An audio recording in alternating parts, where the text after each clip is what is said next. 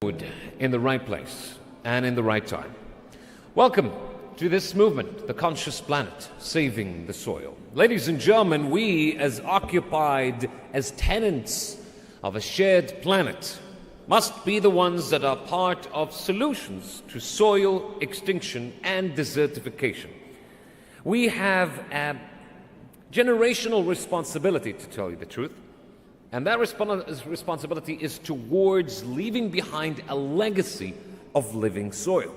So, because a picture is worth 1,000 words, here's presenting to you a video that explains the science behind the Save Soil campaign. Let us watch together. We are talking about climate change, carbon emissions, and global warming and various other aspects. But we are not addressing soil. Soil is the habitat upon which zillions of lives thrive. Once there is no richness in soil, then you have forsaken the planet in many ways. Every responsible scientist in the world and the UN agencies are clearly saying we have only 80 to 100 harvests left. That means approximately 45 to 50 years of agricultural soil left on the planet. By 2045, we will be producing 40% less food than what we are producing right now, and our populations will be 9.3 billion people. The food shortages that could manifest in the next 25 years, the consequences of that is unimaginable. Civil wars will unfold across the world once there is food shortage. But what we are facing now is soil extinction. Why is soil becoming extinct? Where is it going away? What is happening to our soil? We must understand, if you add organic content to sand, sand will turn into soil. If you remove all organic content from the soil, soil will become sand. In normal agricultural soil, the minimum organic content should be between 3 to 6%. The most minimum is 3%. At least this minimum to keep the soil alive, to keep the soil as living soil is a must. Agricultural soils across the world, the depletion is so heavy, in most countries, more than 50% of the topsoil is already gone in the last 100 years. The nutrient levels have dropped significantly. The level of micronutrients you would get from your food in early 20th century to what you are getting from the same food now has dropped 90%.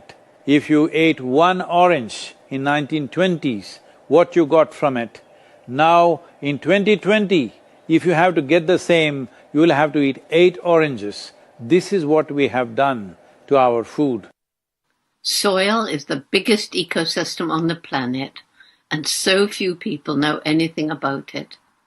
1 teaspoon of healthy soil probably contains more microbes than there are people on Earth. The microbial life in the first 12 to 15 inches of topsoil is the basis of our existence. It is this magic beneath our feet which has produced the life that we are. This first 12 to 15 inches of soil is the basis of life for 87% of life on this planet, including you and me. We have to begin to recognize that what we call our soil, Mother Earth, is a living organism. Open soils, ripped open by ploughing, open to sunlight, is the basis of destruction of microbial life. So the focus should be on agriculture, the focus should be on seeing that land is under shade as much as possible. Some kind of shade, grasses, herbs, bushes, trees. Conscious Planet is launching Save Soil movement to bring about a policy change to regenerate soil. As a part of this, I'm 65 and I'm riding 30,000 kilometers, a lone motorcycle journey, 30,000 kilometers across 24 nations to activate support from the citizenry to assure the governments long-term investments will be appreciated. So it's extremely important that soil regeneration is enshrined in the policy of every government on the planet. We must change the narrative on the planet that soil is a wealth, a legacy we have received from previous generations, and we have to pass it on as living soil for future generations. We are in a cusp of time. If you do the right things now, in the next 15 to 25 years, we can significantly turn this situation around and regenerate the soil. But if we allow this to progress like this for another 30 to 40 years, after 40 years if we attempt this, then it could take 150 to 200 years because that much loss of biodiversity would have happened. From 21st of March for 100 days, the whole world, every human being on the planet should talk soil. So we must hear the word soil, save soil everywhere to see that the narrative on the planet changes towards the most vital aspect of our life, the soil. Each one of you should reach as many people as you can to make this happen.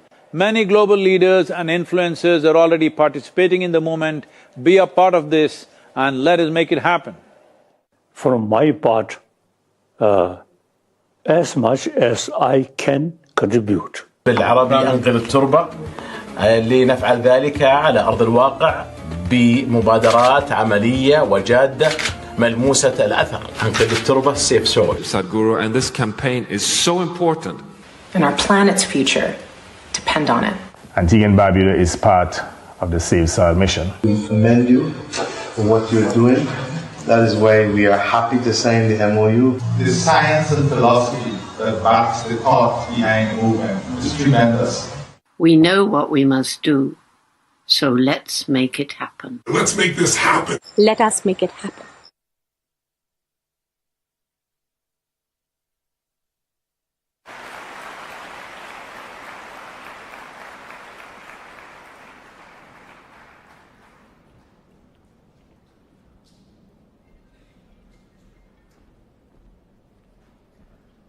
Look at those numbers. You forget how to count when you look at them. Ladies and gentlemen, that was one of other introductory videos that, of course, you will be very familiar with when the time comes. And make no mistake, that time is very near and draws ever so closer. For the last time, ladies and gentlemen, you'll see me on this stage as we begin, which is very shortly. Let's make sure we are aware of the social distance. We are aware of keeping our masks on at all times, and of course, have a very beautiful, promising evening. Thank you for making it here.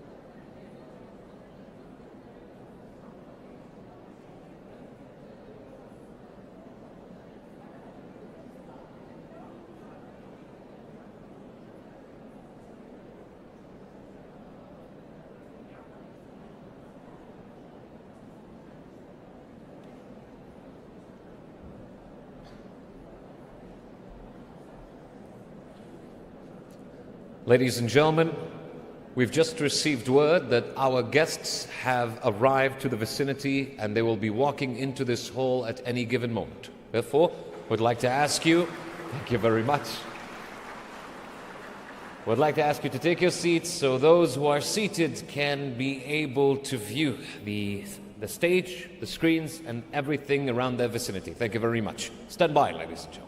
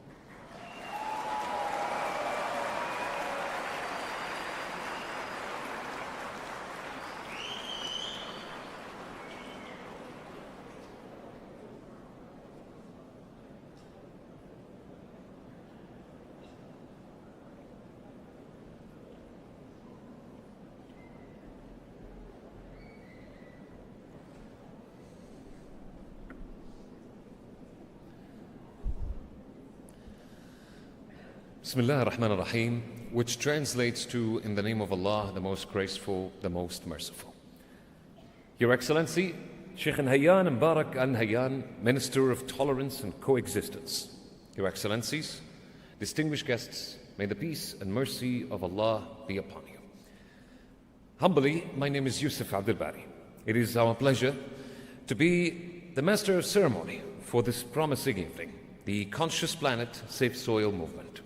Ladies and gentlemen, before we begin, let us now stand for a minute of silence for the loss of the late Sheikh Khalifa bin Zayed Al Nahyan. May Allah rest his soul.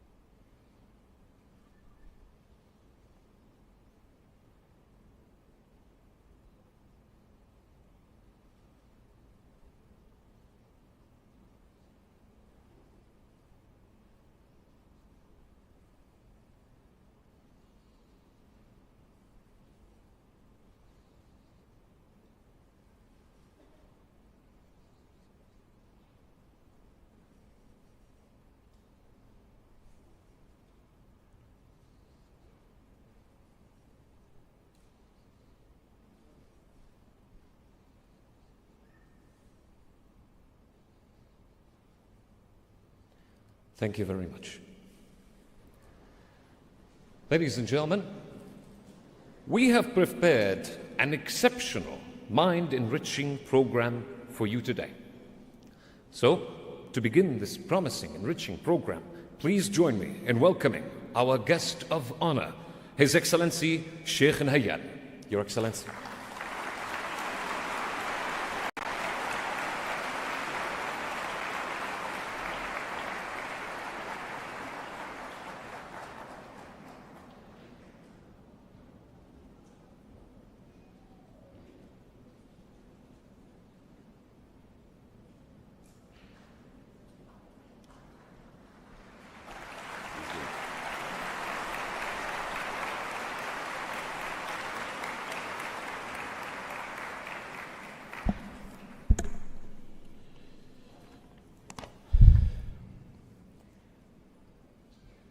My dear brother Sadhguru, Your Excellencies, ladies and gentlemen, good evening. I am delighted to join everyone here tonight in welcoming my dear brother Sadhguru to the United Arab Emirates.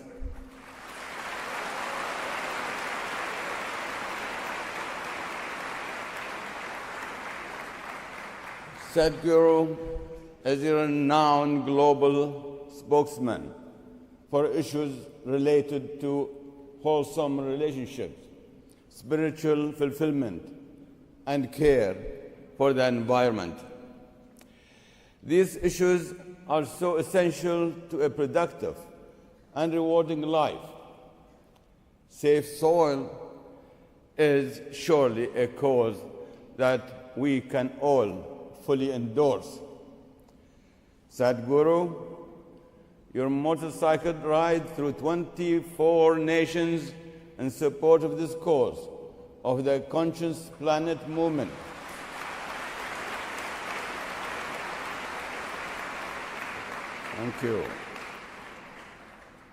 is truly inspiring. We thank you for that, sir. Thank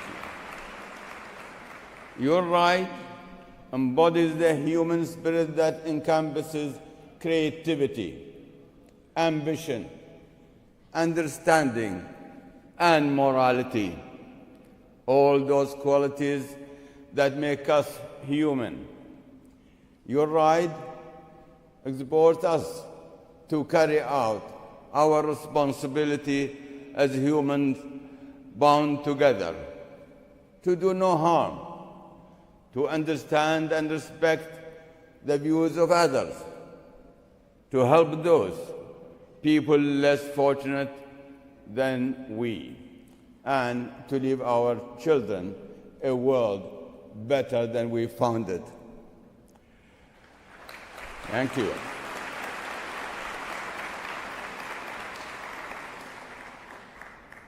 Dear brother Sadhguru, I would like to thank you for including the United Arab Emirates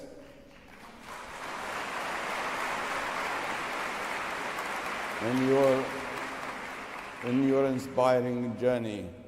I know that everyone here this evening will listen carefully to your ideas, your wisdom, and will seek to integrate those ideas with their own experience, knowledge, and understanding of how they can promote the values of living in peace and harmony with our planet.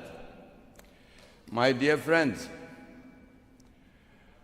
our observation of the alarming soil erosion around the world and our desire to understand what we see remind me of the UAE's most prominent environmentalist, our nation's founder, the late Sheikh Zayed bin Sultan Al Nahyan. Thank you. Thank you. He had a deep love of nature. Let me repeat his words, and I quote, "We cherish our environment because it is an integral part of our country, our history, our heritage. Honor the land and in the sea. Our forefathers lived and survived in this environment.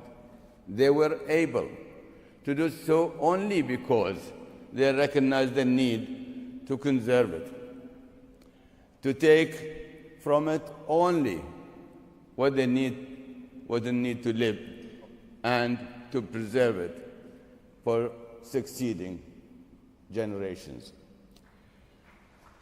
Thank you.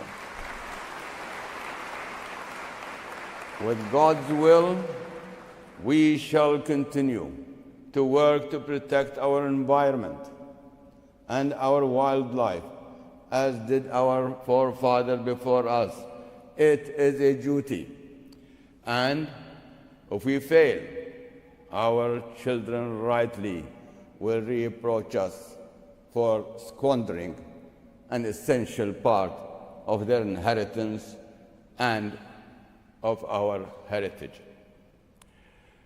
After Sheikh Zayed's passing, our country's concern for the environment continued to intensify, so that now the United Arab Emirates, led by His Highness the President, Sheikh Mohammed bin Zayed Al Nahyan, has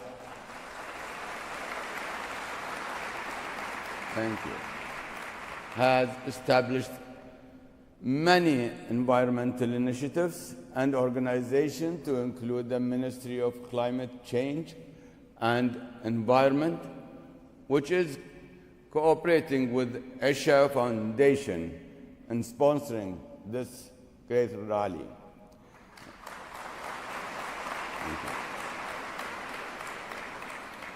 In that spirit of the love of nature, I endorse the premise of this cooperation, that we must all continue to explore ways to improve how we plan,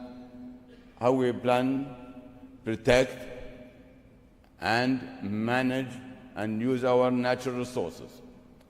I also believe there is a strong connection between our spiritual values and how we care for the environment. Our spiritual values provide the moral imperative to ensure that all people in all countries can enhance the standard of living without acting in ways that will leave their future generations living and working in a barren environment. Thank you. Thank you, everybody. Thank you, everybody. The theme of safe soil is a crucial aspect of respecting and caring for our natural world. Its urgency and importance are a consequence of the need to feed a rapidly increasing world population. Food security is a global issue. We must ensure adequate food production and distribution for all while allowing our planet to heal. To do this, we must continue with our efforts to enhance our desire and ability to protect and preserve the soil. We need to work to improve our databases and to increase the scientific knowledge necessary to make informed soil policy decisions. A coordinated effort in all countries of the world is required. Research and technological innovation must be part of the effort. An education and training system that supports this important cause must exist. An orientation program for the general public is essential. And of course, peace and stability must prevail. Wars and conflicts cause environmental disasters of unimaginable dimensions. Let me close by noting that tonight's rally is also an opportunity to celebrate the strong relations between India and the United Arab Emirates.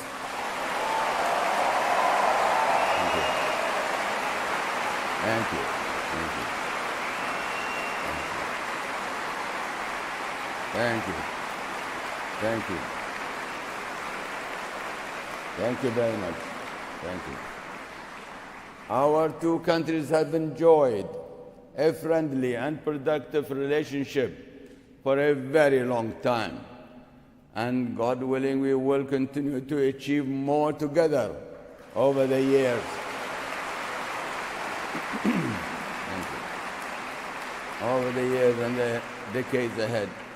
Again, my dear brother Sadhguru, welcome to the United Arab Emirates.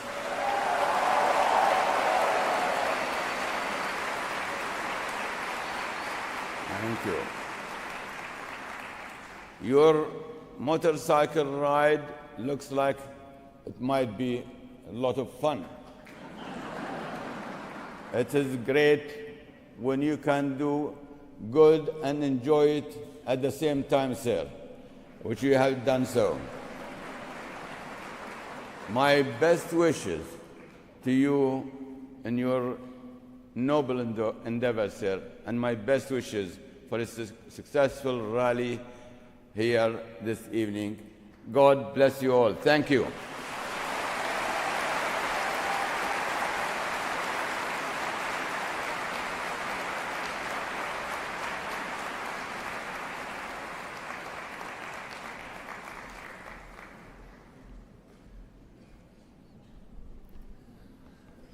Thank you, Your Excellency Sheikh Hayyan, for shedding this much of light. Now, ladies and gentlemen, it is time to hand the floor to the Minister of Climate Change and Environment herself. Ladies and gentlemen, tonight's keynote is relayed to you by Her Excellency Maryam bint Mohammed Al-Mheri. Please welcome.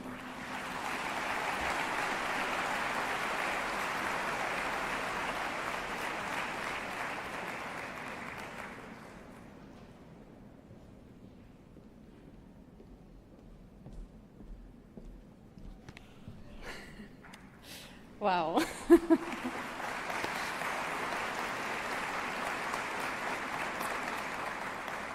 Your Highness, Sheikh Nahyan bin Mubarak, thank you so much for your inspiring words. Our dear brother Sadhguru, thank you so much for being here with us. And thank you all for being here with us. I have to just take this moment on because I think this is the biggest crowd I've ever addressed. So thank you.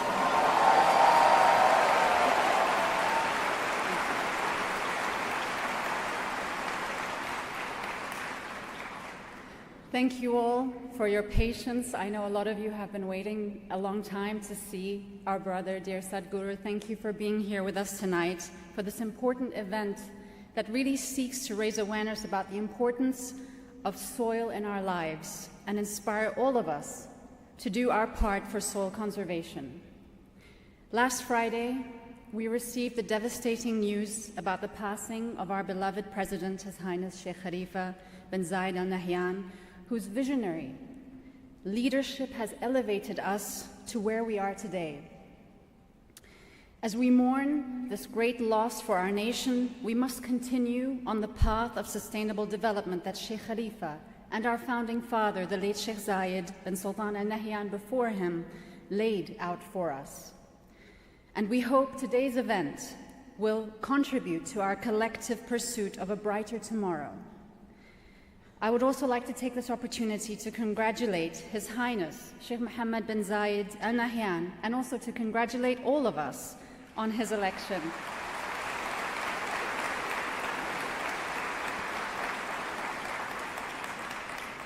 On his election as the UAE President, and we wish him success in his new post as he leads our nation on our continued journey of progress, prosperity, and stability. Sadhguru, just look at this crowd. You'll see it when you come on stage. Tonight we have the honor of having you here in the UAE. It's unbelievable when we know the facts that you're on a 100-day journey spanning 30,000 kilometers and crossing 24 countries, and through your solo motorcycle trip from London to the southern tip of India.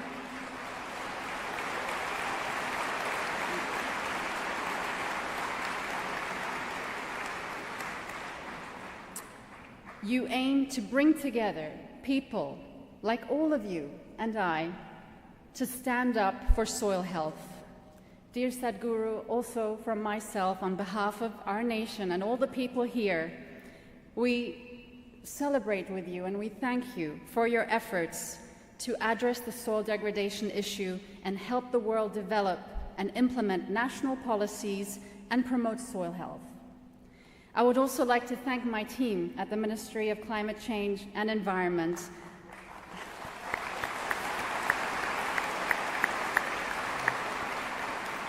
And the Conscious Planet Foundation for all their hard work in organizing tonight's event, and also the Dubai World Trade Center for hosting us here this evening.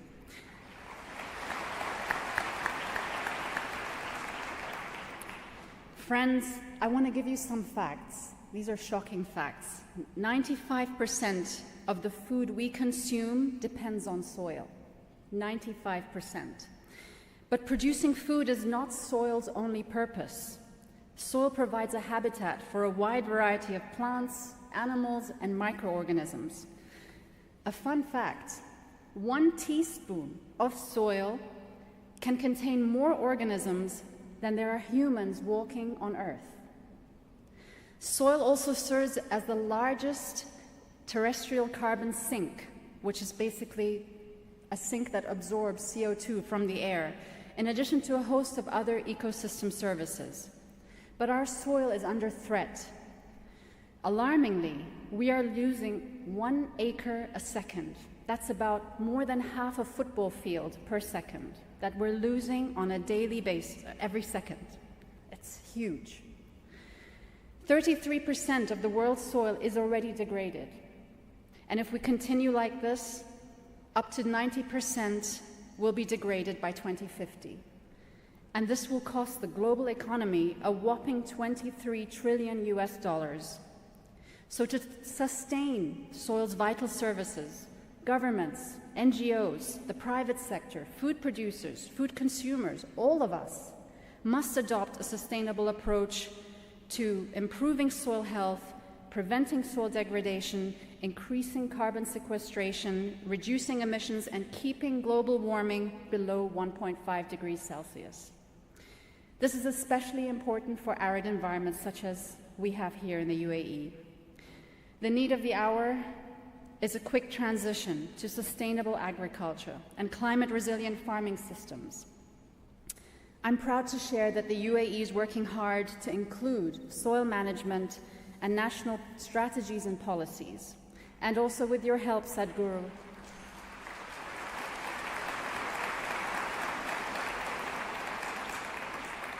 we will work together to do more, because we can always do more. We're also extremely excited that the UAE will be hosting the UNFCCC COP28 next year.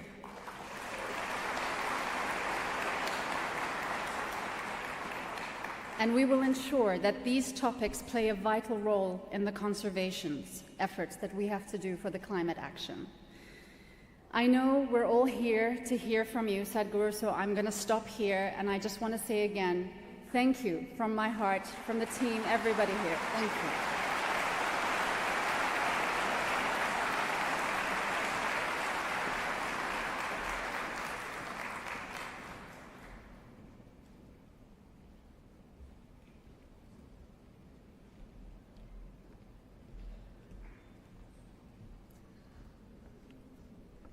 Our thanks for Her Excellency, shedding light on what the saving soil means and updating us on the current status of our present soil. Thank you very much, Your Excellency. Ladies and gentlemen, it is now time to invite our next speaker on the stage. Please welcome with me the Ambassador of India to the United Arab Emirates, His Excellency Sanjay Sudhir.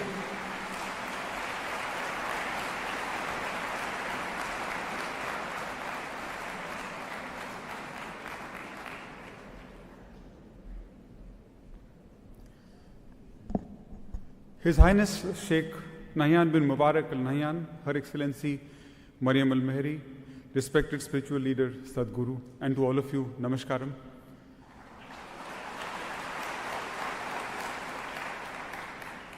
I think to look at all of you at the same time, one needs wide angles in the eyes. It's such a huge crowd, I must say.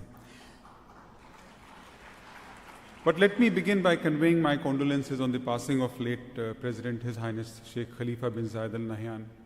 We will always remember him for his kindness to the Indian community in the UAE and his earnest efforts to strengthen India-UAE relationship.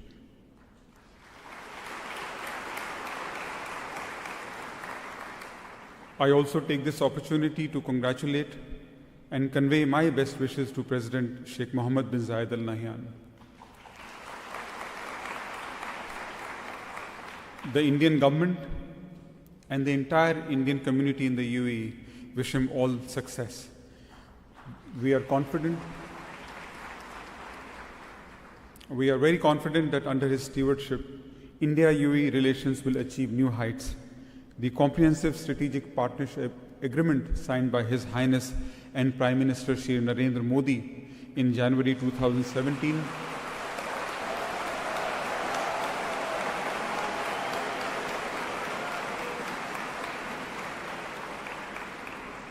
this historic comprehensive strategic partnership agreement provides a new edifice for our ever-strengthening relations and the way forward. Today, we are honored by the gracious presence of India's spiritual guru, Sadhguru. I'm really glad that he chose the UAE as a part of his 27-country, 30,000-kilometer motorcycle expedition. And I really wonder how he seamlessly transcends the material and the spiritual worlds at the same time. A highly revered yoga guru, Sadhguru has his way of reaching people's hearts and minds with his profound wisdom, regardless of age and cultures. I always look at him as a mystic who demystifies the most complex of things and has universal appeal, as we can all see.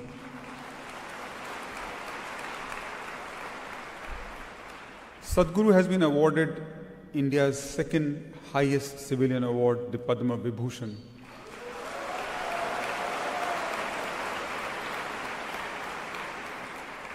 Actually, Sadhguru is a person who's beyond awards, I must say. And as you all know, and you would have been seeing in social media, in the press, that on his visit to the UAE, he is on a very important mission, save soil. In India, we revere soil as Dharti Mata, that is Mother Earth. And ever since he landed in the UAE, we can all see his missionary zeal to save soil. From planting mangroves along with Minister Al-Mahri, to signing MOUs, to visiting research centers, he has been doing it all. I asked him in Abu Dhabi that in the 26th of the 27 countries he plans to travel, whether his mission was a mission fulfilled.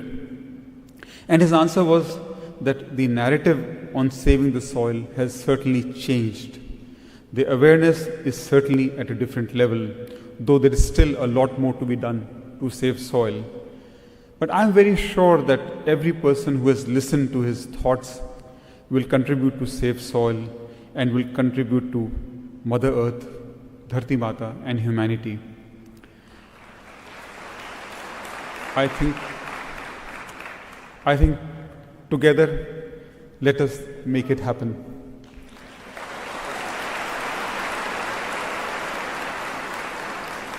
I thank you all.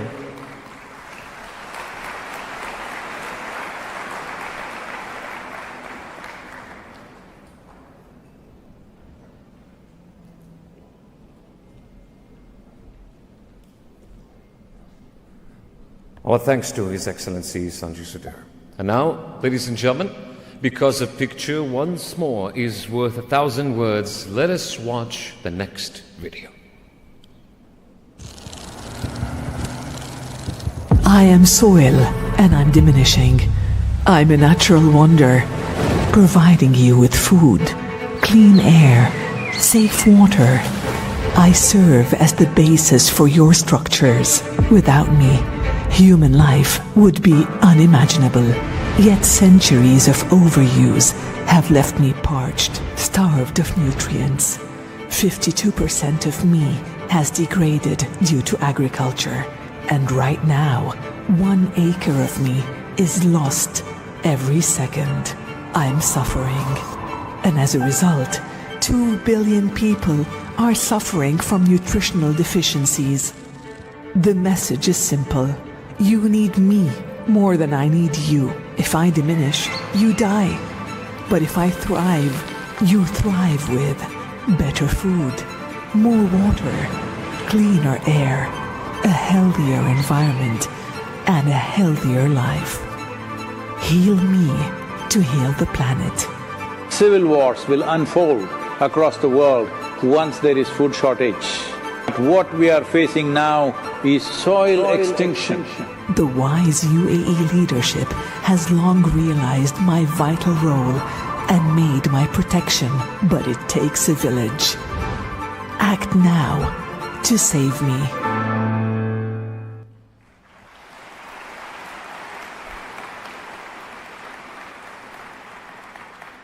Ladies and gentlemen, here is your long-awaited introduction that starts with a question. What is the Conscious Planet Save Soil movement? Well, it seeks to inspire a conscious approach to saving our soil and planet. Its aim is to activate the support of over 3.5 billion people and assist governments in formulating policies that will address soil health and reverse soil degradation. World leaders, influencers, artists, experts, spiritual leaders, and NGOs are among those who have pledged their support to the initiative, just like you, to every soul that is present in this hall. With that, and without further ado, ladies and gentlemen, it is an honor to introduce the man we've all been waiting for, global visionary, founder of the Conscious Planet Save Soil movement, ladies and gentlemen, Sadhguru. The floor is yours, sir.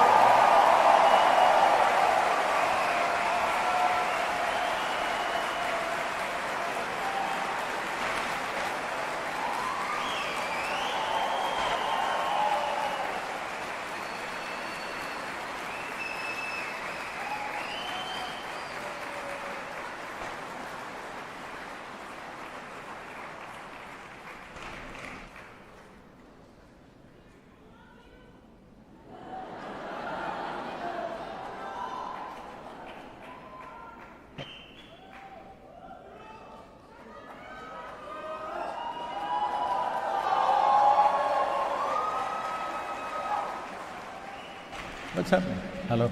Yep. Hello? There's a mic here just in case. Please be seated.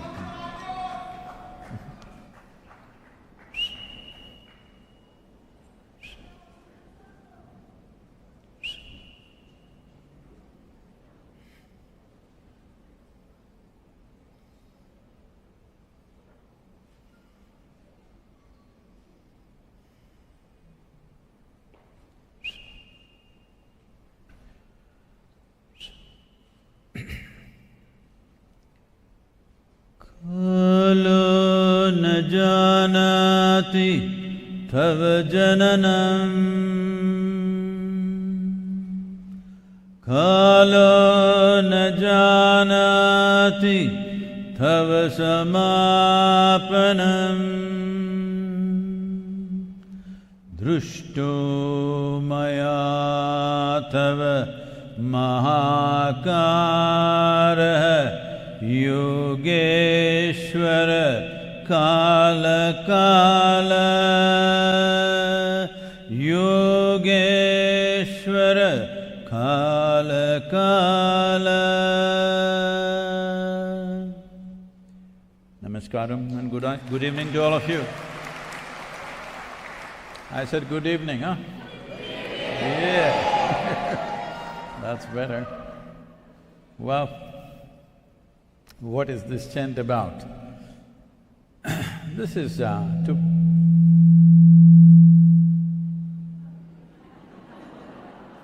There are some people who don't like me.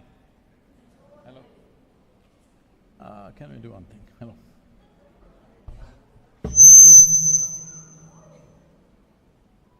Hello? Hello, hello, is it okay?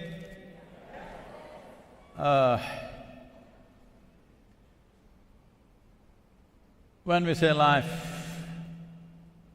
on a personal level, you may imagine many things as to what is your life. Essentially, what you're referring to as life, can we light up the people? I can't see them.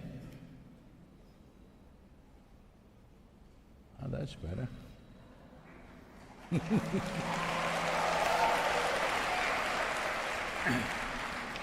So essentially, what we are referring to as life is just a certain amount of time and a certain amount of energy. When time gets over, we're gone. Hello?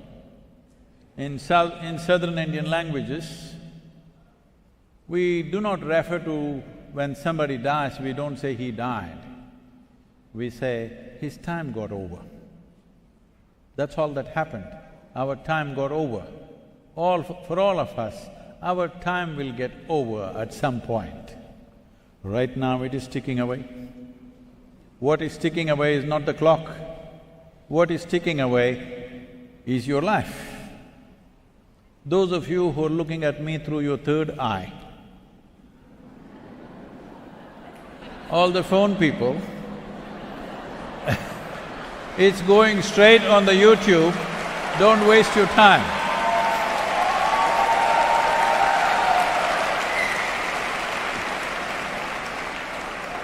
You can download it straight away from the YouTube. Do not hide your face behind the phone. Let me see you,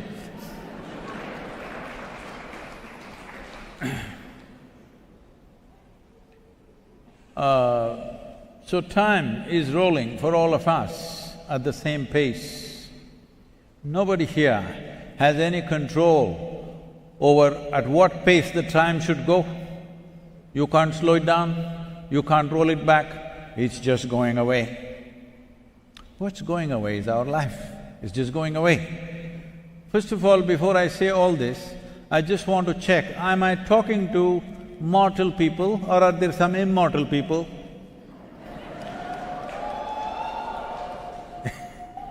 No, are you all the dying kind, I'm asking? It's very important. It's very important because only the dying kind can live. Those who cannot die cannot live.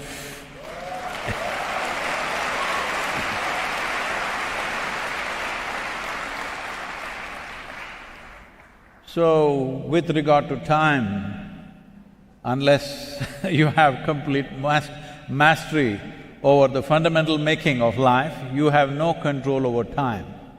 But how you experience time is a very relative process. Have you noticed on a particular day, you were very happy? It happens sometimes? Only sometimes? Anyway, one day it happened, you were very happy. That day, 24 hours, poof, went off like a moment. Another day you were little in that mode, 24 hours feels like 10,000 years. Has that also happened? Oh. So time is a very relative experience. Only miserable people can have a long life. If you're very joyful, poof, it gets over before you know what happened. Yes, joyful people have a very brief life, but miserable people have a long life. At least it feels long.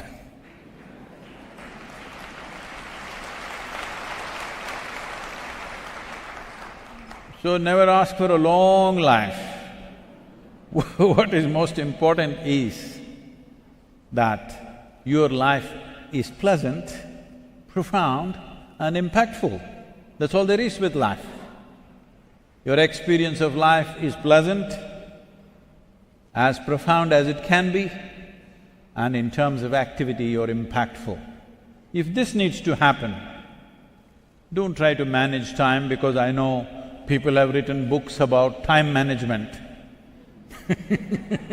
You don't have to do anything, it just rolls. You think you have to spin the planet to make the time go? Nothing like that, it's all happening. Only thing you have to manage is how you manage your own life energies. If you live at a certain level of exuberance and intensity, then in terms of both pleasantness and profoundness, you will be at a much deeper level. In terms of impactfulness also, you will be at a higher level. So if you and another person, let's say both of you live for 100 years, one person has exuberant sense of energy and some mastery over what happens within themselves, then if somebody who can do something in 10 years, if you can do that in 1 year, if both of you live for 100 years, it feels like in terms of the richness of experience and impactfulness of life, it feels like you lived for 1,000 years. This you can do, that you can manage your energies in such a way that it's every moment exuberant, pleasant, profound and impactful. This you can do, but you cannot manage time. If you want to live little longer, we can teach you some inner engineering. It'll help you to kick the can a little bit. Don't ever think if you do inner engineering program, you're going to live forever. No, you will still die. Hello? Is it okay? Because it is not about becoming immortal. When it's our time, we must vacate the place. Hello? This happened.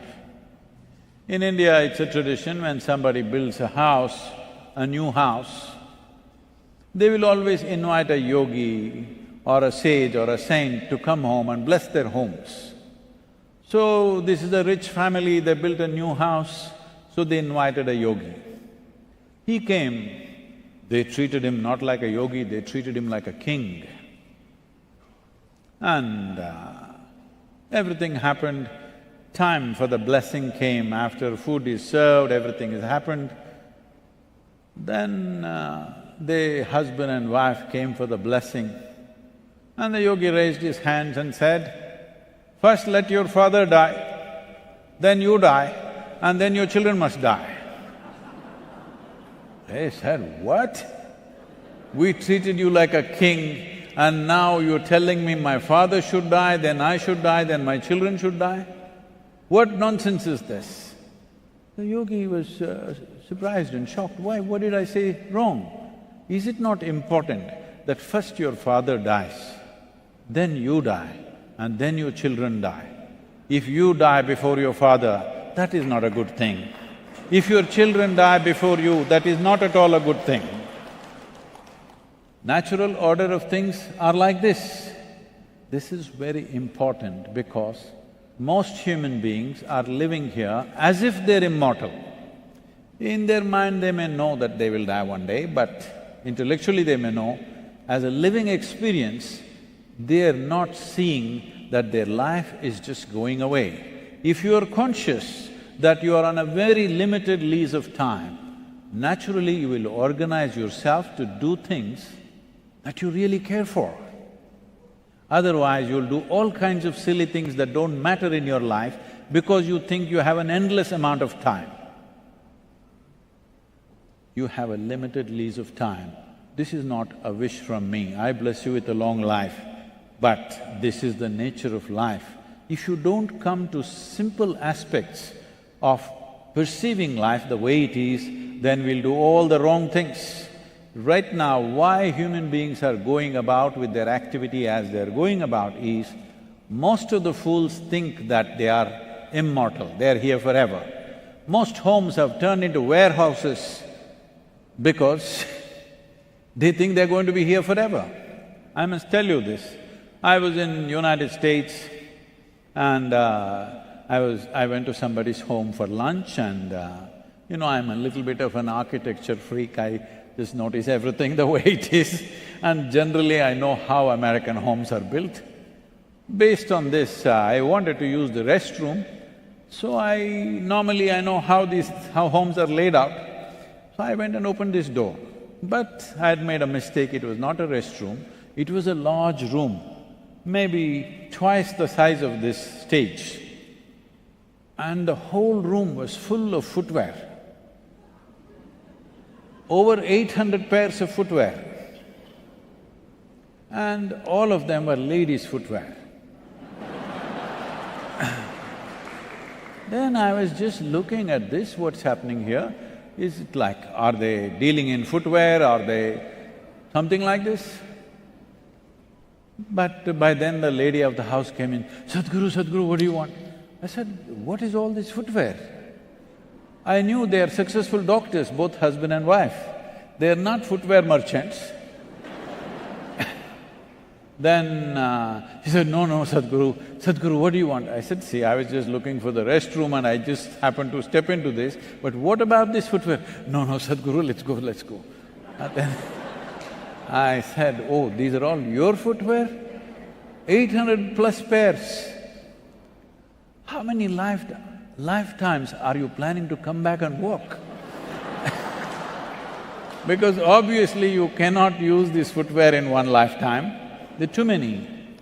So then this was working on me, I was just wondering, why would anybody… See, I'm okay, you buy one for your office, one for walking, one for golf, one for running, one for evening, and because you're a woman, you want the 7 colors, all right. No, 7 into 3, 21, all right. I'm considerate, but 800, how do you even choose? Then it was bothering me. Then I met a CEO of a major footwear manufacturing company in United States. I asked him, why would a woman buy 800 pairs of shoes? He said, Sadhguru, that is because that's the only thing she can buy all her life same size. I said, okay, that makes sense.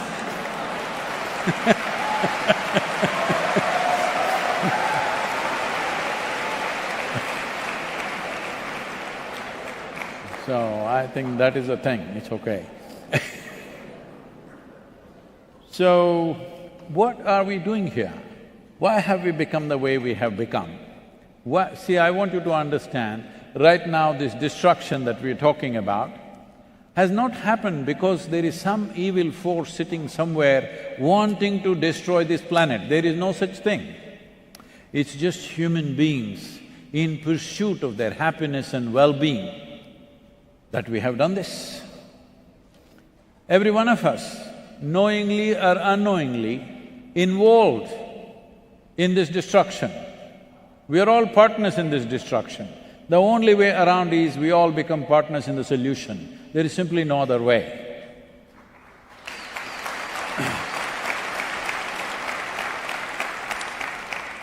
But why are human beings in pursuit of happiness so vigorously and still they're not happy? All the time, everybody is going through they call it stress, anxiety, misery, depression, this one, that one, all kinds of things. Everybody today, these days, they're claiming they have a right to be like that. Well, yes, of course you have a right to be miserable, but is that your choice really?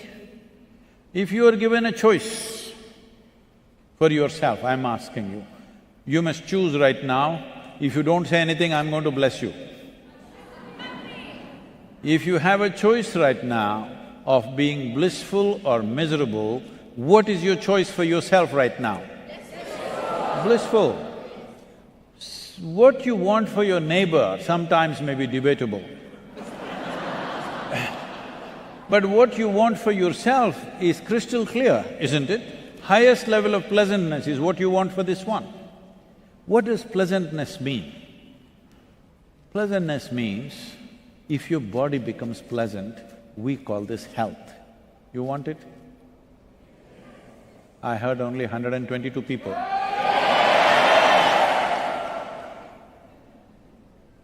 If body becomes pleasant, we call this health. If it becomes very pleasant, we call it pleasure. If your mind becomes pleasant, we call this peace. If it becomes very pleasant, we call this joy. If your emotions become pleasant, we call this love. If it becomes very pleasant, we call this compassion. If your very life energies become pleasant, we call this blissfulness. If it becomes very pleasant, we call it ecstasy. If your surroundings become pleasant, we call this success.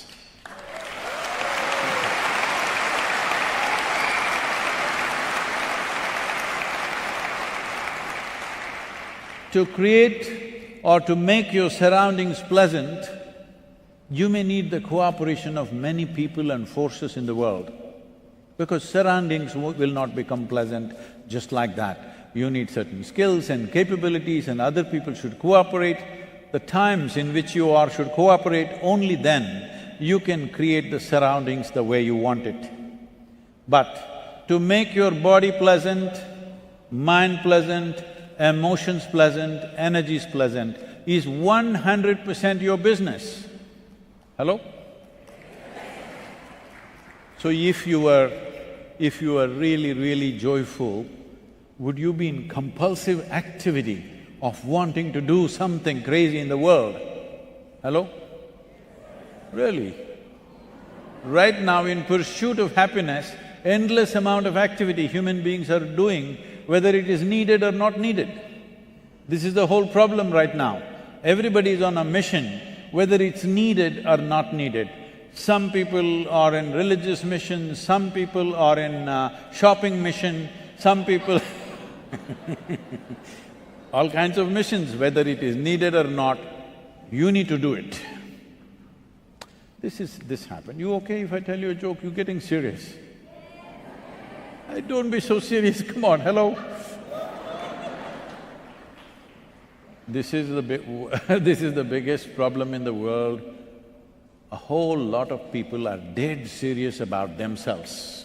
Who I am, they're dead serious about that. See, this is a wrong order of things. First you must be serious and then you must be dead. Dead serious is a wrong order of things. And this is a serious problem. It's like this. See, in this cosmos, nobody knows where it begins, where it ends. Such a tremendous space. Nobody has figured out where it begins, where it ends. Neither the religious people nor the scientists have figured out where it begins, where it ends. In this limitless cosmos, solar system is a tiny speck. In that tiny speck, planet Earth is a microspeck. In that microspeck, Dubai is a super microspeck. In that, you are a big man.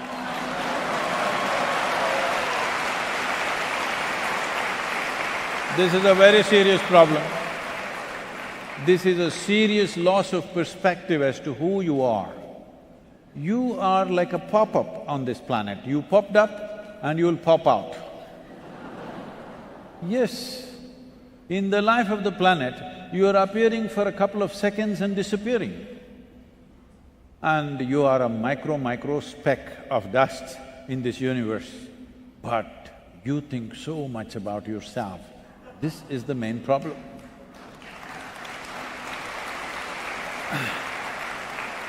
And in that, this super micro speck's happiness, in pursuit of that happiness, we're ripping the planet apart with compulsive activity. Now, this is happening because of fundamental loss of direction in the sense. See, there was a potato farmer. You heard of him already? No. There was a potato farmer. One day he wanted to eat apples. He went to the right tree, he went to the apple tree. But out of sheer habit, he started digging for apples in the ground. When he did not find any apples there, he became furious and dug furiously. After some time, the tree came down upon him. This is the story of humanity right now.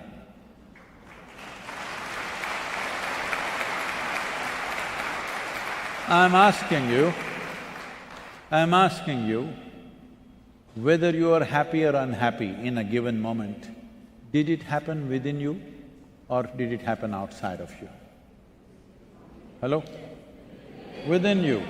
Pain and pleasure happens within you. Joy and misery happens within you. Agony and ecstasy happens within you. Just about anything that you can ever experience happens only within you. Right now, those of you who are at the back, can you see me? Even if you're not listening, can you see me? So use your hands and point out where I am. No, you're getting it wrong. You know, I am a mystic from southern India. Now this light is falling upon me, reflecting, going through your lenses, inverted image in the retina. You've heard the whole story? So where do you see me right now? Within yourself. Where do you hear me right now? Within yourself. Where have you seen the whole world? Within yourself.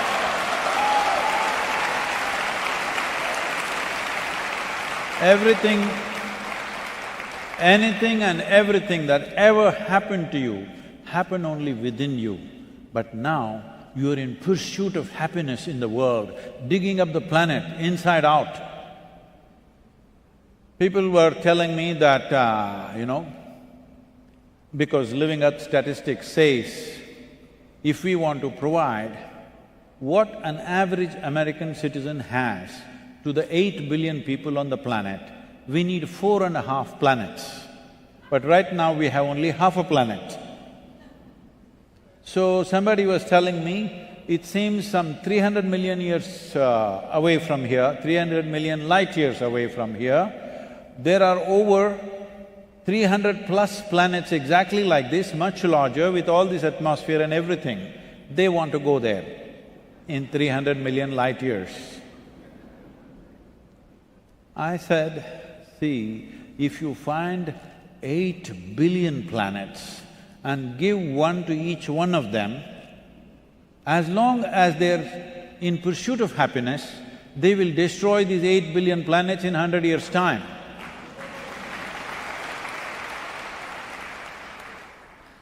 If you want apples, you must look up. If you want potatoes, you must look down. Yes or no? If you want comfort, you must look out. If you want joy, you must look in. Yes or no? This simple thing human beings did not get. They think they are going to squeeze happiness out of the world. Well, the planet is getting squeezed for sure, happiness is not happening. As a generation of people, every one of you, you know more comforts and convenience than any generation ever knew in the history of humanity. Yes or no? What royalty could not afford 100 years ago, today average citizens have. Most of you are driving chariots with 200, 400 horses.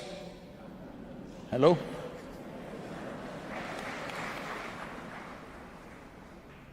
And especially women, I'm reminding you, because you're the shoppers, I'm telling you. Never before in the history of humanity was it this good for the female of the species, never before.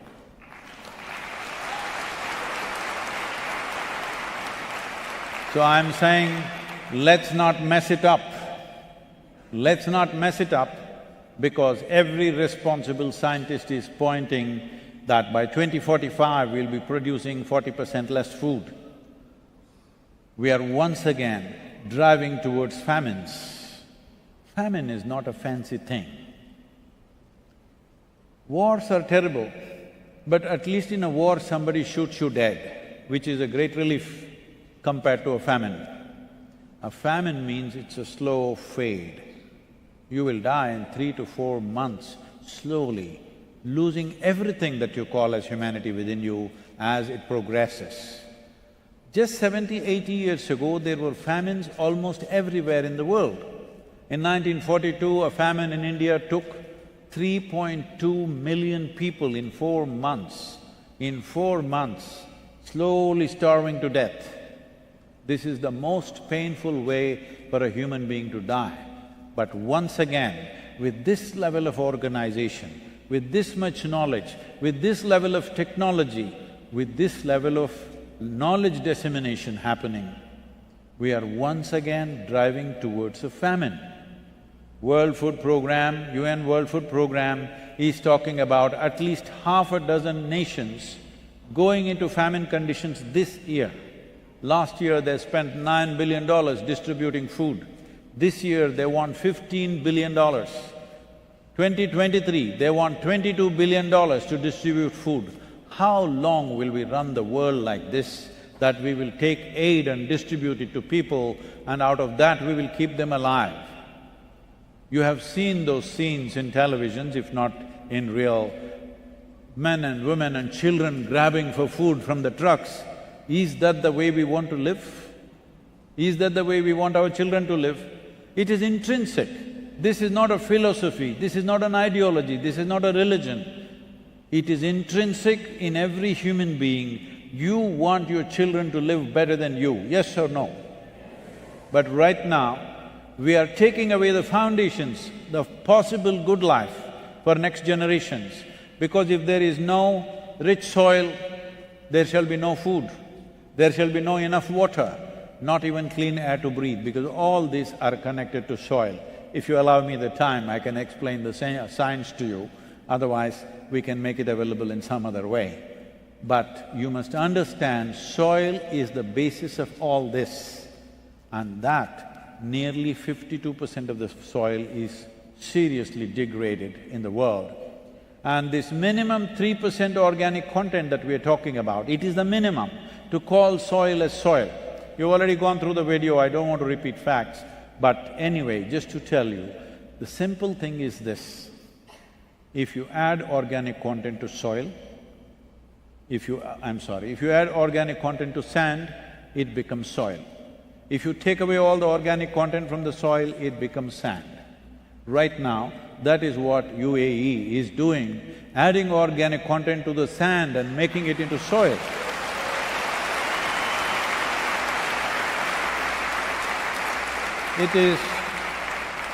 It is a commendable direction that it has taken. Our Minister, Madam, is super passionate about this and she's taking this ahead.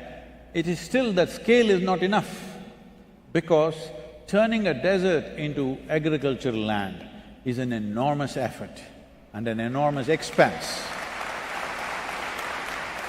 Both in terms of effort and expense, it is too much. But whole world is busy converting fertile soils into deserts. This is what we are doing in the rest of the world right now, because not a single nation, not even a single nation in the world has minimum 3% organic content in its soil, not a single nation. The highest organic content average that you find in the world is in Northern Europe, which is 1.48, which is less than half of what is minimum. Southern Europe has 1.1 to 1.2%. United States has 1.25 to 1.3%. India has 0.68%. Africa as a continent has 0.3%, which is disastrous. So this is where we are. This will lead to many things. One important thing is, it is estimated by 2032, 3.5 billion people will be water-stressed. That means their daily drinking water will be a challenge for 3.5 billion people. Once this begins to manifest, over 1 to 1.2 billion people will be forced to migrate. When people migrate in unplanned ways, this forced migration, if they die in thousands, that gets reported in the world. But their suffering, nobody reports because nobody can ever articulate what they go through. And when forced migrations happen, the worst is taken by the women and children, always. The worst sort of exploitations happen to them because they end up in terrains that they're unfamiliar with, they don't know the language, they don't have the skills to survive in a given society. The worst possible things happen to them. Already it is happening. Last year, 80 million people have migrated, forced migrations. This year it is expected to be over 100 million, but by 2032 to 2035, it is expected to be 1 to 1.2 billion people. When 1 billion people move in a forced manner, the tragedy is unspeakable. But that's where we are driving ourselves. The main reason is they are not able to grow food where they are. That is the main reason. If there were fertile soils, I'm asking you, however poor you were, whichever remote part of the world you were, even if you cannot do great commercial agriculture, if you could grow food for yourself and your family, would you leave that place and go away to some place not knowing where you're going? I'm asking you. In the last 25 years, over 500,000 farmers in the world have committed suicide. The highest suicide rate in almost all nations for any given profession is farming. In United States, 50% of the farmers have not seen $1 of profit for 12 years straight. There have been incidences of whole families shooting themselves. In India, of course, you know the figures, it's pretty bad. All this is because soil has become non-productive. To work in a soil which is degraded is not only back-breaking, it's heart-breaking. If soil is rich, nobody will want to commit suicide. People ask me, Sadhguru, are you not against the pesticides? Why are you not against the weedicides, herbicides? I say, I'm against suicide. No human being should be forced to commit suicide, for economic reasons especially. Hello? Especially for lack of nourishment, that they have to commit suicide. That should never happen. But unfortunately, it's happening in an unprecedented scale right now. How long can we just close our eyes and think everything is okay? I'm not trying to paint a doomsday picture for you. I'm saying this to you because we are in a cusp of time right now. As a generation of people, we are in a cusp of time where we could be that generation which turned back from the brink of a disaster. Or we could be that generation which slept through and went and fell into the disaster, and of course we will grieve after it's over. I'm saying this because we've been doing this at various levels. As human beings, we've been doing this. In the last 1 century, just look at this. World War I happened. Then we made League of Nations and we said we're never again going to fight a war. Well, within 30 years' time, World War II happened. Then we made United Nations and all this stuff and said we're never going to fight, we are civilized people, all our disputes we can settle by negotiations and debates. How many wars have we fought since World War II? There has not been a single year where there is no war somewhere on the planet. And now, we are talking about number 3, as if it's a natural progression. Oh, we had 1, we had 2, we must have 3. Are we crazy? Hello? What's wrong with us? What's wrong with us is just this: we will sleep through situations. When a disaster happens, then we will grieve over it. But this is a type of disaster that if we walk into this, I want you to understand UN agencies are talking about soil extinction. Extinction means you generally talk about dinosaurs and dodos. We are talking about soil extinction. What is this soil extinction? How can it die? The simple thing is just this. In the first 15 to 18 inches of topsoil, which is the cream of this planet, it has taken millions of years to create this 15 to 18 inches of topsoil. This is the basis of who you are. This is the foundation of your life. The organisms which are here in zillions of numbers and millions of species, this is the foundation. This is the mother of your mothers. But that is what is dying. Why are they dying? Somewhere in 1918, a German scientist came up with nitrogenous fertilizers.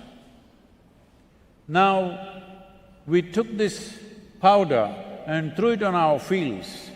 Suddenly everything burst out like we had never seen before. In India, there are instances where our productivity or our yield of the crop went up 300%. So we thought this is magic powder, and it is magic. But you know, magic gets over. Hello? You've been to many magic shows, I'm sure, but magic always gets over, it doesn't last. So magic lasts for some time.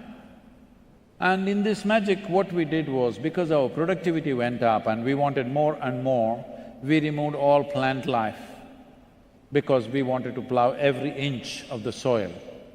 We removed all animal life because machines came to do the work, which was so much easier to work with machines than with animals. So plant life went out, animal life went out.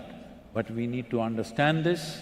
There are only 2 sources of organic content. This is one thing that must sink into you, because young people, you all think there is some technology, because somebody was telling me, Sadhguru, we can 3D print an apple and eat it.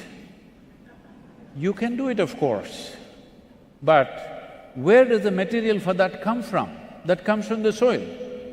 It cannot come from anywhere else.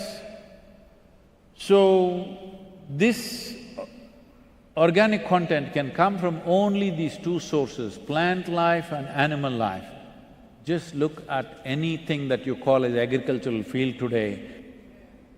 Is there a tree, is there a plant, or is there an animal on it? No, it's empty land, machines at the most. The problem with the machines is they don't shit. Yes, I want you to understand this. This is the nature of life. One animal or one creature consumes something, its waste is food for something else, or its body is food for something else. This is the cycle of life. You cannot break this chain. What you call as my life is one link in the carbon cycle that's going on this planet.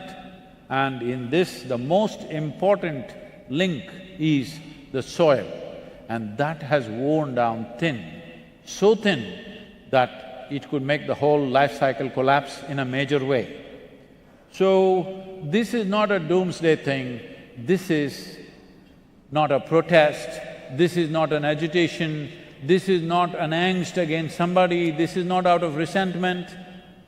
This is an expression of our love and responsibility for our own lives, for the lives that are around, and for the lives that should be beyond us.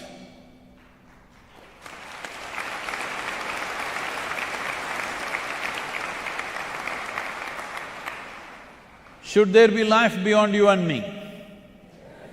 That's not… Should there be life beyond you and me? If there has to be life, there has to be living soil. As Madam was saying, one handful of soil has 8 to 10 billion organisms in it, over 50 to 75 species in it, one handful. But today, on an average, according to UNFAO, on an average 27,000 species of organisms are going extinct per year. At this rate, somewhere between 25 to 40 years from now, it will start collapsing in a way that we can't fix it. Right now, if we make up our minds, it's fortunate that UAE is making this policy right away, because we have presented this policy-making handbook, 193 policy handbooks we made, unique ones for each nation, for 193 nations.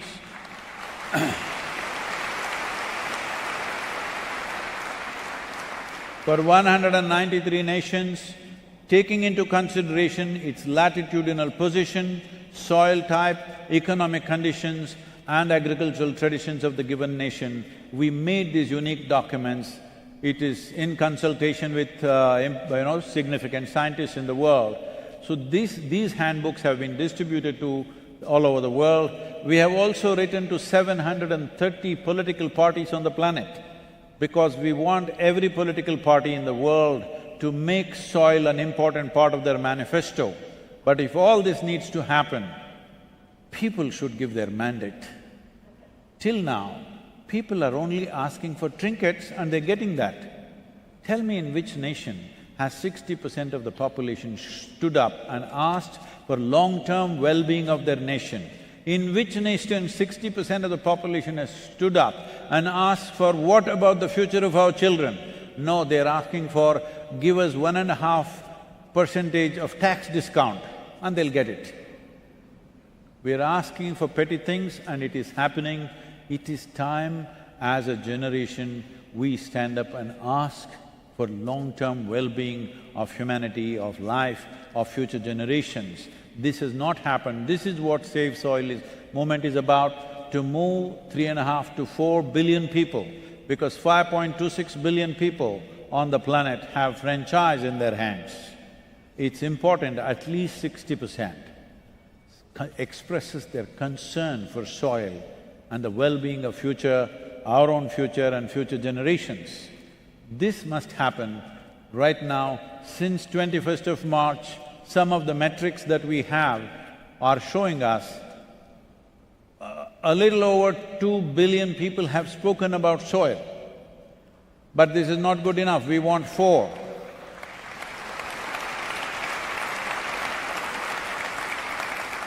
See, I'm wary of all these clapping hands because last 30 years I've been talking about soil. Whenever I speak about it, the people tell me, Sadhguru, this is wonderful, what… fantastic work you're doing, this, and they go to sleep. This time if we go to sleep, we'll pay a price that we will regret. Is sleep a crime? Hello? Is sleeping a crime? No. But if you sleep through your life will become a disaster. Disasters are worse than crime. This is where we are as a generation. If we wake up and act, oh, shall I roll up my sleeves and go and fix my kitchen garden? That's very cute of you, but that's not a solution. Me fixing my land, you fixing your land, that time is gone by. We should have done that in 60s and 70s. Now a time has come, unless there is a policy instituted and enshrined in every government on the planet, there is no solution, because 71% of the earth's land is farmed. 4.2% is paved because they are urban lands. 71% is plowed, 4.2% is paved. Together 76% of the land is in this condition where human beings are living on this one way or the other, human beings are tending to it and they kept it in the most horrible way. It's fashionable for everybody to talk about, let's fix the rainforest. Obviously, they don't know what's a rainforest, they've never seen one, except in the movies maybe.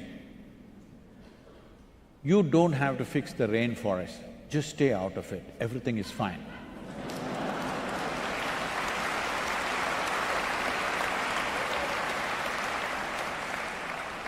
But there are products, forest produce is there which we want. So if you want forest produce, major things are timber, honey, various resins and various things, all this can be grown on farmland. This is the transformation we're bringing about in southern India, what is called as tree-based agriculture, where farmers are beginning to earn 300 to 800% more than what they were earning about 7 to 8 years ago. This is important. It is very important that farmers should earn as much as an engineer or a doctor or a lawyer, otherwise everybody will pile up into cities. Right now, 72% of the world's investment is just in 31 cities on the planet. How do you expect anybody to live on the land? Everybody will be moving there. It's expected in India, 220 million people will move towards urban centers in the next 10 years' time. You know Indian cities, which city is capable of absorbing that kind of population? 62 to 63% of India's population is right now farming community. We have done some surveys and we find not even 2% of the farmers want their children to become farmers. In another 25 years, how are we going to feed these populations? This is not just an Indian phenomena, this is a global phenomena, because being on the farm is both back-breaking and heart-breaking and not remunerative. We have to make farming into a lucrative process. So this policy, I will not go into the details, financial details of it, this policy is an incentive-based policy, what we are asking for. One important thing that all of you should push for is, we must separate soil from other problems that we have. Environmental problems, global warming problems, yes, there are many problems. I'm not saying they are not significant, they are all significant issues, but you must separate soil from that, only then we can fix it. Otherwise, we will have more conventions and more conferences and more theses going on. This has been going on for a long time. If we don't act now, it'll be late. In another 20 years, it'll be very late. This is the time to act. Why I am asking for this is, I have looked at the European Common Agricultural Policy. It's very well-intentioned, very comprehensive, covering all aspects of the problem, but it's not implementable because implementation has to happen by the farmer. It is not going to happen because of a scientist or an academic. It has to be done by the farmer. So it is very, very important that implementation point is one-pointed and simple, that everybody can implement. So only thing we are asking for is to make a law that if you own farmland, you must have minimum 3% organic content. Without 3% organic content, your soil shall not be alive for today and for tomorrow's use. 3% is not the best thing, 3% is the minimum. But not a single nation has even 3% as an average, that is where we are right now. So one aspect is incentive to drive the farmers in that direction. Second aspect is farmers should become accessible to carbon credit. Our farmers have done a fantastic job of sequestering carbon in probably in millions of tons, but last 7 to 8 years, our teams have been working on cracking this carbon credit market, and we have not made an inch of progress because the damn thing is so complex. I don't know for whom it is made. You just can't crack it. So I'm requesting the government, make this thing simple. If somebody gets their field to 3% organic content, there must be a thumb rule. This much sequestering will naturally happen and give that incentive to the farmer. So that's the second level of incentive. The third level of incentive is, now if you are producing an apple from 1% organic content, what micronutrients it has, we know. There is science to it. If the same apple is produced from 3% organic content field, what is the level of micronutrients present in that? That also we know. If that much micronutrients are extra present in that apple, what health benefits you have, what preventive health benefits you have, how many man-days will be saved in a nation's life, and healthier people means less load on the healthcare. Healthier people means possibly they could be happy also, more productive and more creative. There are immense benefits. So, once again, the farmer should get the benefit that it will sit on a different shelf in the marketplace. For this 3% organic content field apple, you may have to pay 5 or 10% more than the regular one, but instead of eating 3 apples, you can eat 1 because it has that much nutrient level. If it comes from a 6% organic content field, then it'll sit on a higher shelf in the marketplace because it has higher level of nutrients, much more benefits. You may have to pay a little extra for that, but instead of eating 6 apples, you eat 1 apple. That is the level of nourishment it gives you. So this needs to happen to enhance our nourishment capability and above all, to leave the soil as a living entity for future generations. The shocking thing for me in the last 2 years has been nearly 85% of the nations on the planet still address soil as an inert substance that they can fix by putting one chemical or removing chemical from it. This is the largest living system in the universe. There isn't any other place like this 18 inches of topsoil that we have on this planet, anywhere in the universe. There is no such place. If you sow death, it sprouts life. This is the only magical place like that. We've just forgotten this, that we all have come out of this.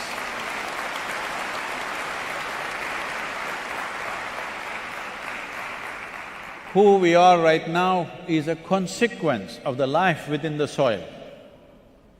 But we are busy trying to do so many things. We are trying to help people who are not willing to be helped. When I say they're not willing to be helped, because there is no understanding of what it is. Another thing is maybe there is no need. There are so many things we are doing in the world, but if people have to live well, nutritious food, clean water, pure air, these 3 things if you maintain, how each individual lives is their problem. Hello? Somebody will live well, somebody will live miserably, that's their issue. That is something we can try to teach them, but that is their issue. But if you take away nutritious food, clean water and pure air to breathe, then we have taken away the foundations of good life. That is what we are doing right now. That is what we are driving future generations to be. And unfortunately, the future generation also calls themselves Generation Z. It scares me, it's the last alphabet. Please rename yourself with something, XYZ, but don't just say Z, it scares me, because that sounds like the last generation. No, life should thrive well beyond us. If this needs to happen, keeping this as a living earth is very important. It cannot be reduced to dead soil. Now, in terms of… oh, you're getting serious now. See, shall I tell you my problems? Hello? This is my problem. This problem started 40 years ago. One day, are there people from Mysore city? Oh, huttidre huttabeku kannada nadinalli.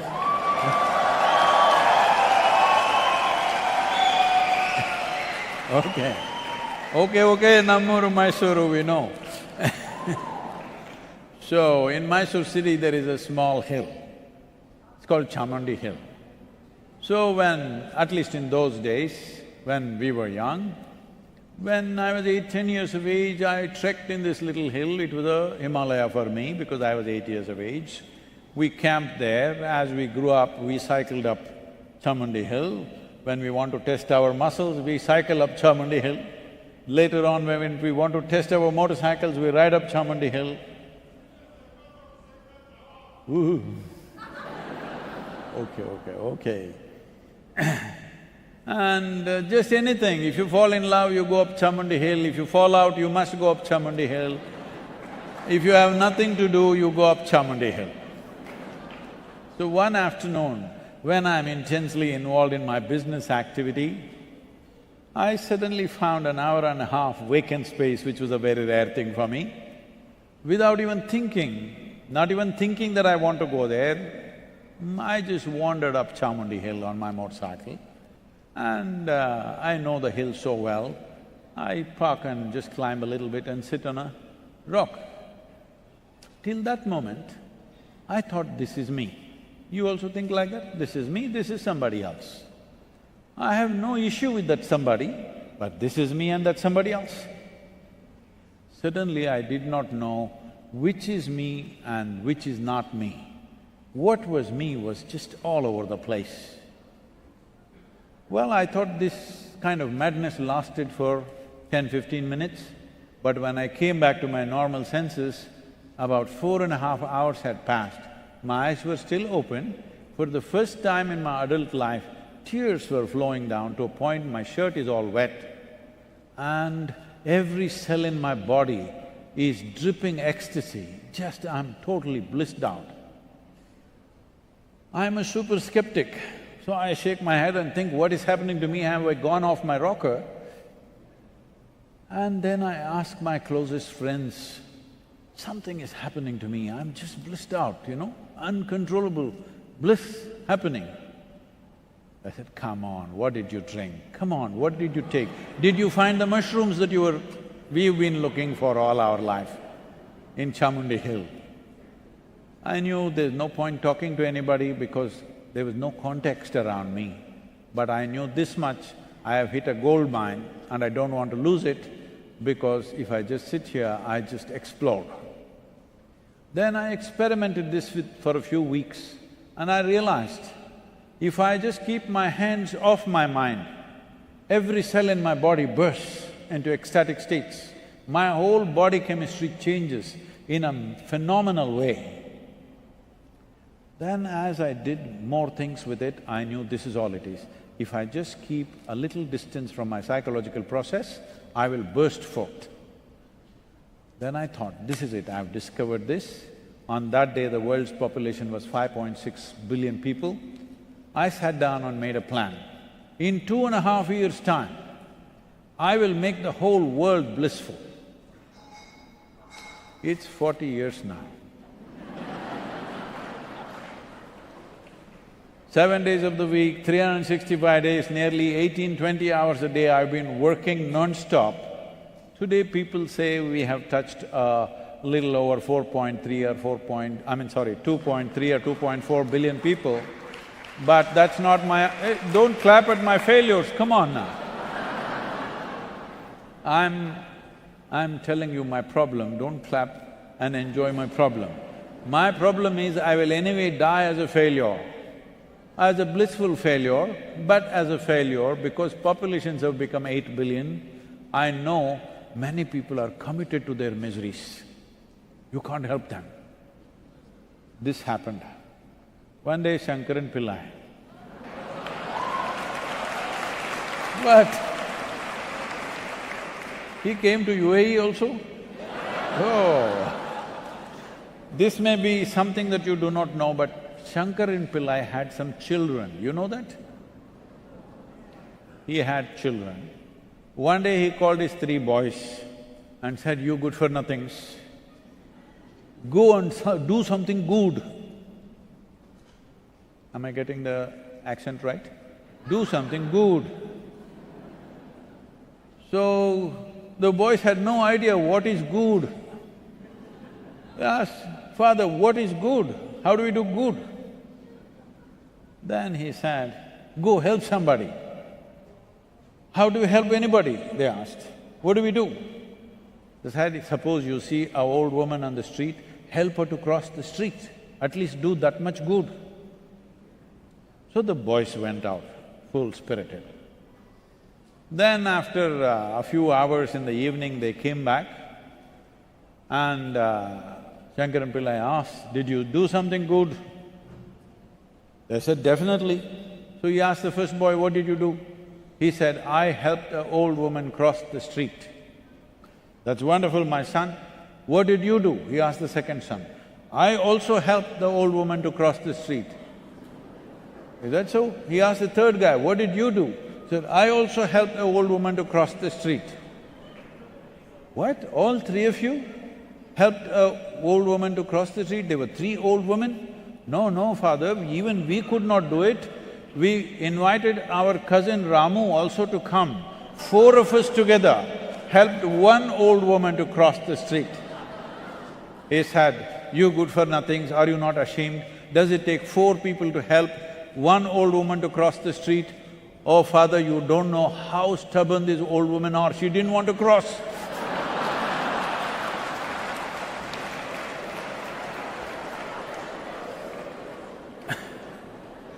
So I also realized, so many people are committed to their misery, it doesn't matter, even if you offer the most fantastic thing, they will go on with their own miseries.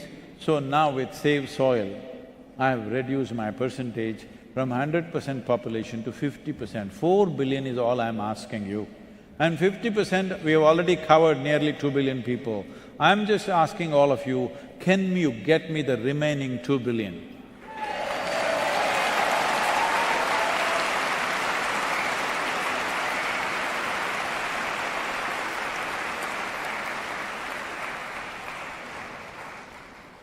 Is this just a clapping hand or is it a working hand?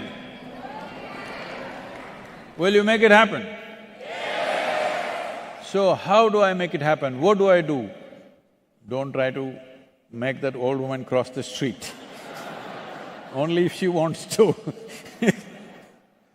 Now, all of you have phones? You have phone?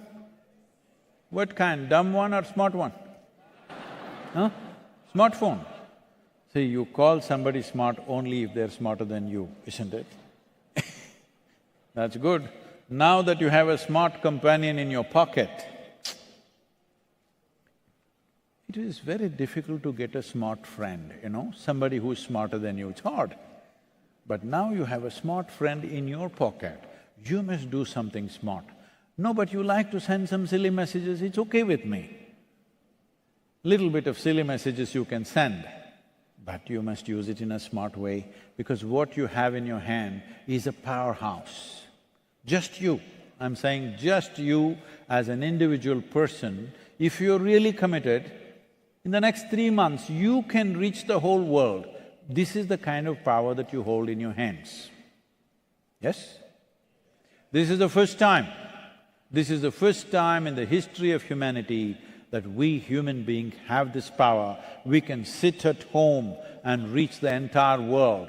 Many great beings have come in this world, but when they spoke, even 10 people could not hear. Yes?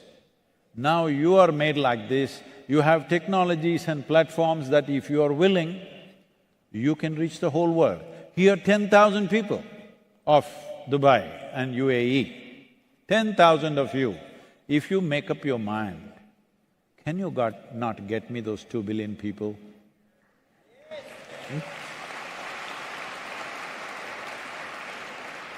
Sadhguru, we will support your Save Soil mission. No, did I say I own this planet? It is your Save Soil mission, not mine. Hello?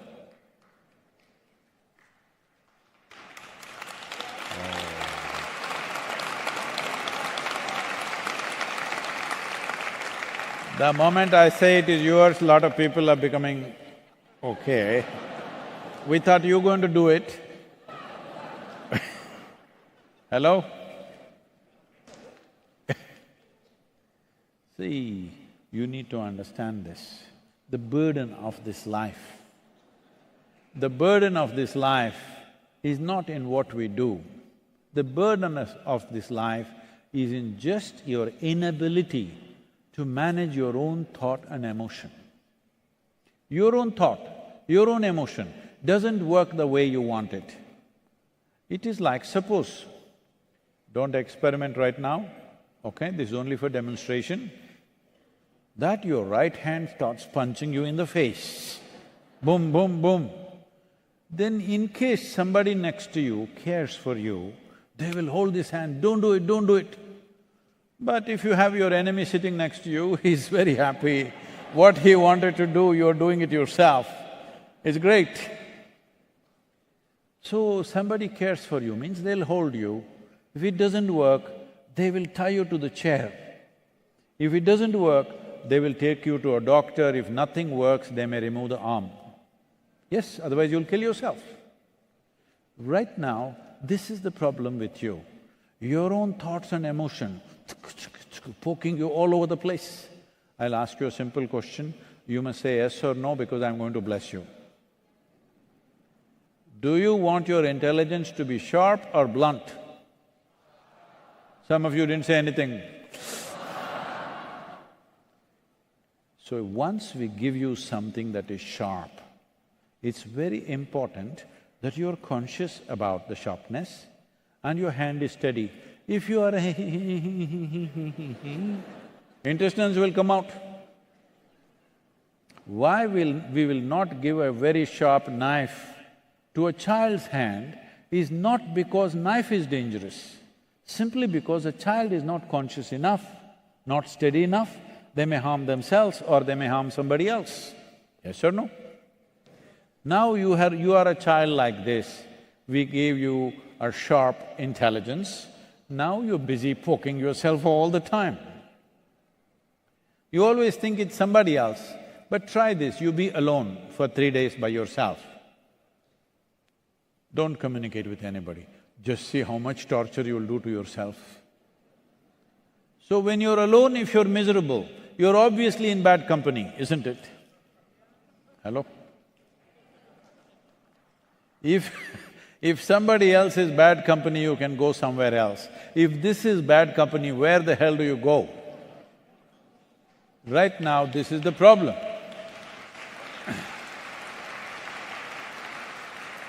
This is the problem right now, that you yourself are an issue.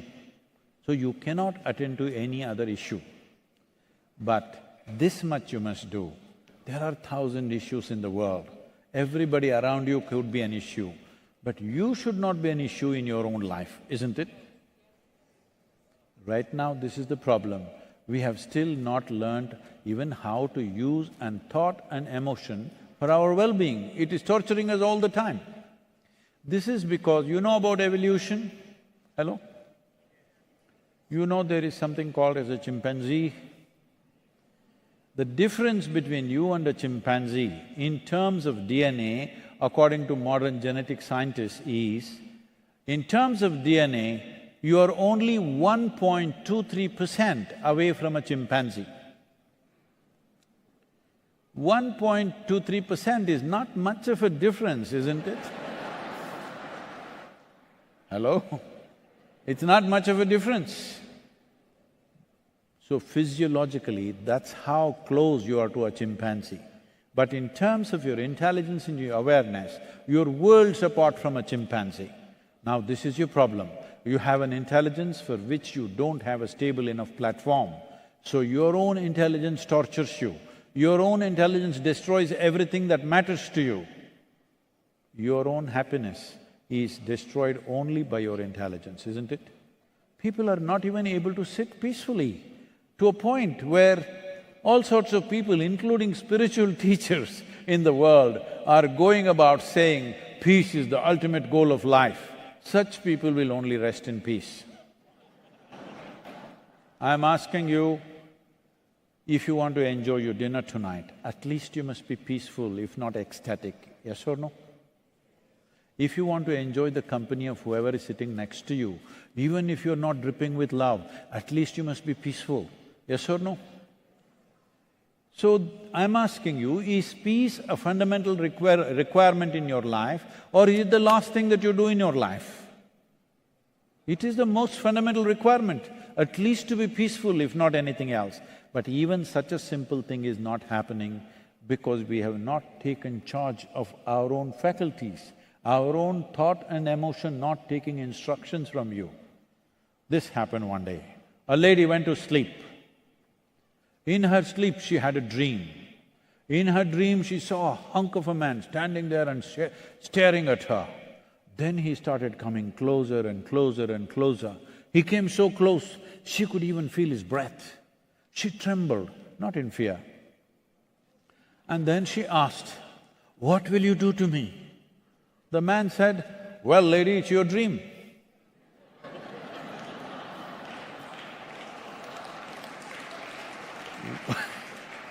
What is happening in your head is your dream. Right now, the problem is not that life is not happening the way you want it, even your dream is not happening the way you want it. This is a serious problem.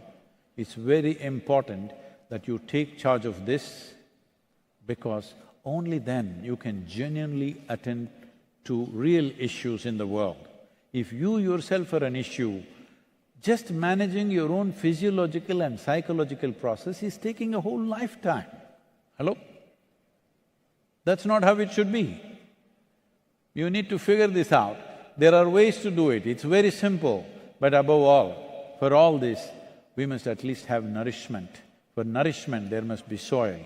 So right now, this is the mission.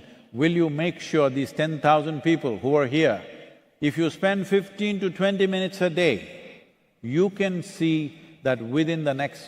See, because you are wonderful people of UAE, I'm giving you a 60% discount. Ladies, 60% discount. Because when I started in London, I told everybody, you must do this for 100 days. Now I'm telling you, only 40 days.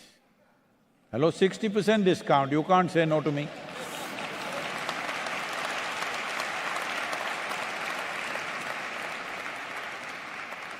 Isn't there some other way to do it, Sadhguru? Can't we do this, can't we do that? Let me tell you, this happened in 2060. When? 2060. Hey, when I want to tell you a story, you must have right it happened. This is not once upon a time story. This has happened in 2060. Hello? This happened in 2060. A few scientists in the world sought an appointment with God and they got it.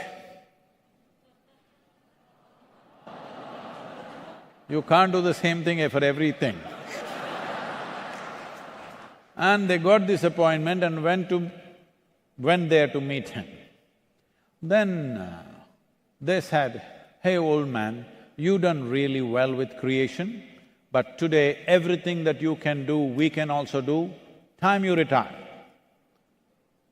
God said, "Oh, is that so? What is it that you can do?" They said, "Look at this." They dug up a little bit of soil, made a vague image of a human child, they did all kinds of things. Within a few minutes, the child came alive. God said, "Oh, this is very impressive, but first get your own soil. There is no substitute for soil. Save soil, let's make it happen."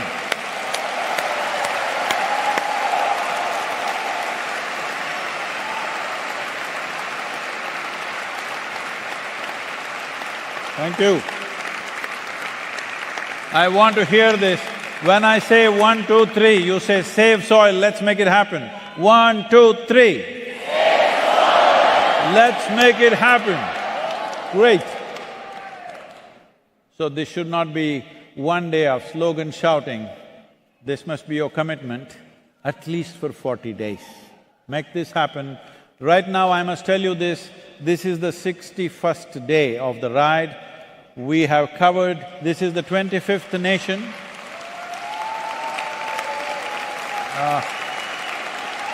One second. Oh. This is the 25th nation, and among all the other nations which have expressed their intent of being part of Save Soil by signing MOUs and making declarations. This is the 74th nation with which we have signed this.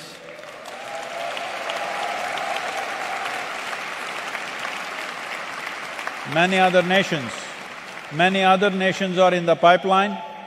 If you raise this for the next 40 days, if you make the world talk about soil, they don't have to talk about me, they don't have to talk about this, they must talk about soil.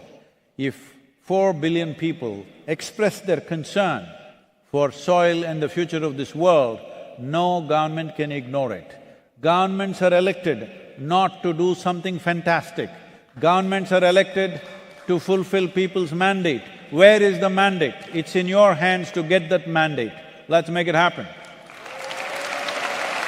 Thank you very much. Thank you very much. Thank you.